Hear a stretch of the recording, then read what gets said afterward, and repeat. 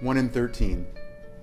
New Hampshire Catholic Charities serves 1 in 13 people in our state every year. Our programs are based on our values for the dignity of life, the dignity of the individual, the dignity of family, and the dignity of work. And while we value the dignity of life from conception until natural death, the majority of the work that we do is with the hyphen in between. One of the things that stands out more than anything with the work that we did last year was that what you see isn't always what you get. I was at one of our district offices a couple of months ago, and I met Kathy, who came in with her young daughter. And together they were carrying a number of bags of food after organizing a food drive to collect canned goods for needy families in their community. Well, Kathy, when I first met her, she had a number of scars, severe scars on her face and her neck, and it was hard to look away from them. We spoke for a little bit and finished our conversation. Behind me there were a couple of boxes of goods labeled family number 1. And wanting to help, I picked them up and brought them out to her car.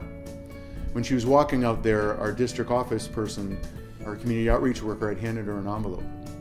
Well, she got into her car and started to drive off and then stopped. She rolled down the window and stuck her head out the window. At that point, she was clearly sobbing. She said, "I never believed in miracles before until now. After so many doors being closed and so many no's, you opened a door and gave me hope, compassion, and support." It wasn't until then that I realized that Kathy was family number 1, and that the envelope that was handed to her contained a check for fuel assistance to help her heat her home for the winter. Well, Kathy appeared well off, but she was struggling to make ends meet, working around the schedules of her 2 young children, doing it all on her own. Thinking about her again, I went back to those scars on her face and neck and wondering what had happened. Well, just a couple of years before, she was beaten to within inches of her life by a chemically dependent husband who is now in jail. Meeting her for the first time versus hearing her story left me with 2 very different impressions, and wondering why I so often mistakenly jump to conclusions about people. Because what you see isn't always what you get. And that's why we do the work that we do. And that's why we need you.